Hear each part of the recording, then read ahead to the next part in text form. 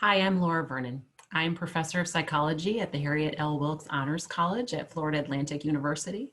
I'm also the provost fellow for student mental health and the founder of FAU Thrive Wellness and Support Network. I'm here again with Robin Rubin, an instructor in the Sandler School of Social Work and the founder of Robin Rubin Center for Happiness and Life Enhancement. And we are next going to talk about something that is right up her alley, happiness. Yep. So I know you've been teaching a happiness course also over the past few years. And so I bet you know some good strategies and techniques also for building kind of more happiness into our lives. You have a few of those that you could share with us. Of course I do. So what I was just talking about was reaching out, because that makes us more resilient. So just relationships, our relationships.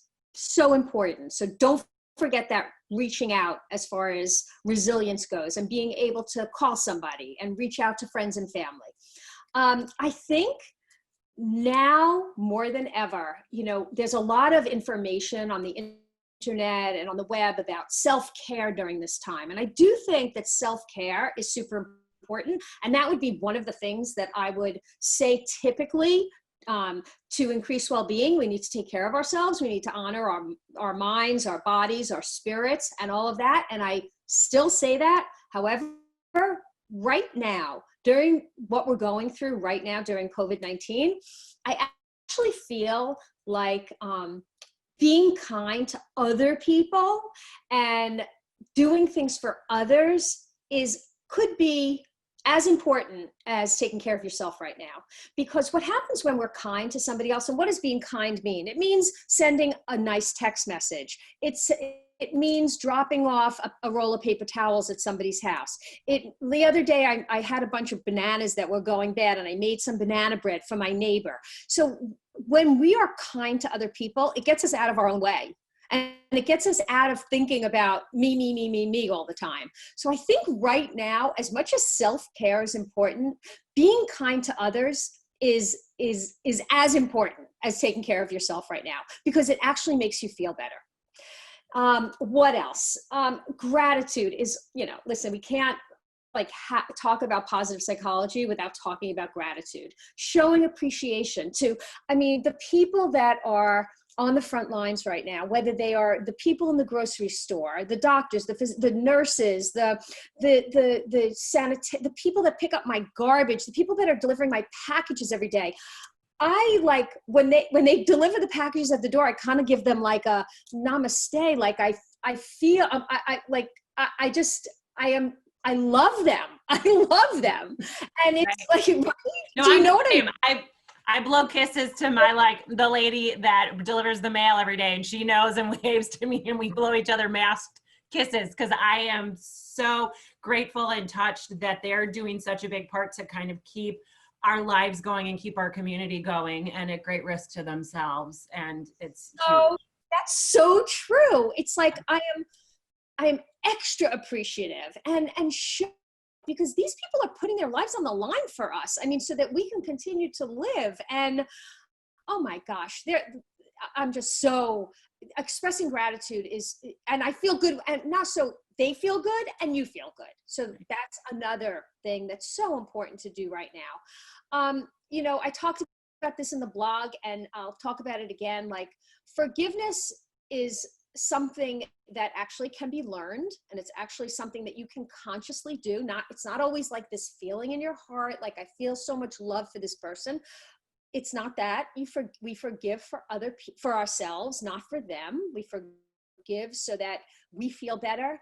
And man, this is like a great time to practice forgiveness and let go of that old, I'm not talking to my brother because he said this thing about my dog or what, listen, sometimes it's hard to forgive, but if there's something that has happened to you between somebody else that when you think back and you think about what we're going through right now, and you think about that circumstance, and you think that was kind of silly, just let it go. There's a bigger picture right now, right? There's a bigger picture. So it's a great time to stop drinking the poison and hoping that they die, right? That just doesn't work. good a time as any to, probably so many of you have heard how important meditation is and mindfulness and how important it is for our well-being. Well, now we have a little bit more time. So if you do have a little bit more time, there's so many apps that you can go on. There's so many programs that you can, sign up for free, whatever it is. And, take some time to practice mindfulness and meditate if you can do that. And, I think one of the things that I've been doing, which to practice mindfulness, is I've been doing more mindful eating, because I feel like I'm not really rushing to get anywhere. So I can actually take time to eat my food a little bit slower and taste my food. When in the past, I was probably much more of a fast eater. I shoveled it down. So I don't know. So being mindful, finding any way you can to be more mindful. I mean, it's super important. I said before, just honoring your mind, your body, your spirit. This is like as good a time as any to do that. I think another thing that's really important for us to do is to laugh. Just figure out something that you can laugh about. The other night, I was actually with some of my family members. That's our quarantine, whatever, we're going to all have these quarantines that we have. So my family is my quarantine, and I was with them, and we were the guys who none of them had gotten haircuts, and they all were taking their hair and sticking, and we just laughed so hard, and it just felt so good. We just have to get that out. So if you can't laugh with somebody else, find a funny YouTube video or find some kind of comedy. I mean, there's tons of comedians that you can look at on Instagram or whatever it is. Just laugh. You gotta laugh. It releases endorphins. It makes us feel better. And it's just a great thing to do. I mean, I think that last, but certainly not least, something that's really helpful during this time is to find some type of routine, whatever that looks like for you, because we're not going out that much. So, whether it's getting up and making your bed, and, I think for the first week, it was I don't think I got out of my pajamas for the first 2 days. I was where am I going? I'm not going anywhere. But now I get dressed, I make my bed, I have some kind of a routine. And I think a routine just makes us feel more normal. Right? Great. No, I agree. Oh, I love those. I would add one more. I would add, you're talking about being kind to others and forgiving others. And I would also just add the being kind to yourself and forgiving yourself. Cause I had this guilty twinge when you were talking at the beginning about okay, emotion regulation and impulse control. And I was thinking yeah, I thought I was pretty good at those, but right now, impulse control, I ate half my kids' Easter candy. Over the course of a week, they were with their dad. They came home, half the Easter candy was gone. And I mean, they were lovely. They came home and they were oh my gosh, where did it go? Did you eat? And I just said, I'm sorry, guys. I just was stressed and not paying attention. And I mean, they forgave me instantly, but I felt what's wrong with me? And then I thought, oh, global pandemic. That's what's wrong with me. Yeah. Okay. It's a great excuse for any behaviors right now. Great excuse. I love it. It is. And I've moved on. I'm getting healthier again. But yeah, every now and then giving yourself some grace for those slip ups. And so true. So true. Well, last but not least, I just want to ask you, Robin, a little bit about what inspired you to create the Robin Rubin Center for Happiness and Life Enhancement. Can you tell us a little bit about that process and what the center is and what it does? Sure. So I wanted to create a space for students, faculty, and community members to come together and do things that actually increase their well-being. I mean, all related to positive psychology. So, I mean, our mission statement is actually to enrich and nurture the physical, mental, emotional, and spiritual well-being of our students, faculty, staff, and community members. So what does that look like? How do we get there? And what we had started doing, I think we opened it up around November, and we started offering let's see, we did bi-weekly meditations.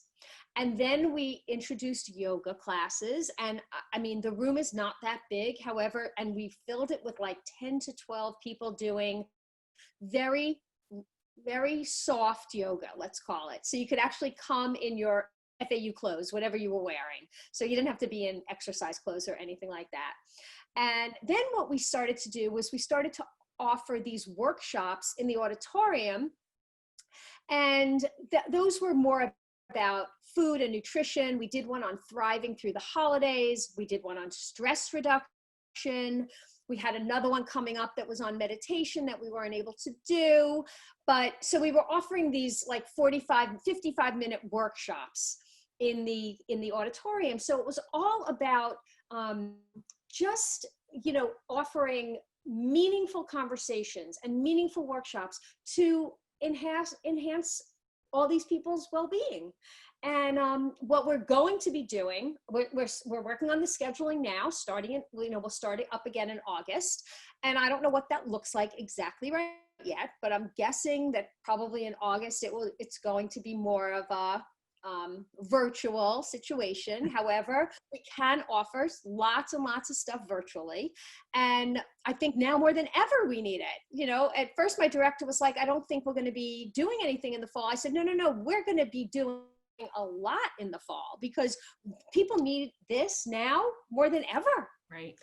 So yeah, so just to, and it's a safe place for people to gather, connect, meet like-minded people.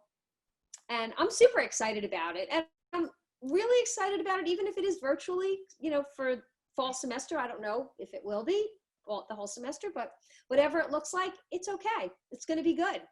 And what's exciting about virtually is that you can get people, to do workshops that are from all over the country instead of having somebody that lives locally come do the workshop. So it actually, broadens the horizon of who can come and, and give us a workshop. So I'm excited about it. Yeah.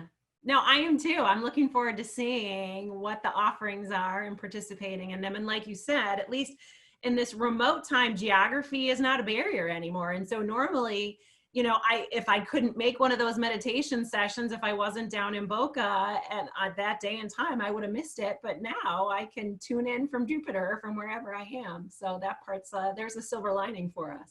Absolutely. And I actually think, so in the workshops that we did, we probably had like 50 to 70 people. We could have so many more people because it's not on how many seats we have in the room. It was be like anybody can come. And I feel like everybody's kind of looking for, give me something to hold on to, some good, meaningful conversations. Agreed. Well, I think this was one of them. This was a really wonderful conversation, Robin. Thank you so much. I really appreciate you spending the time and sharing your wisdom with us. And I'm looking forward to talking more with you in the future and more of our collaborations.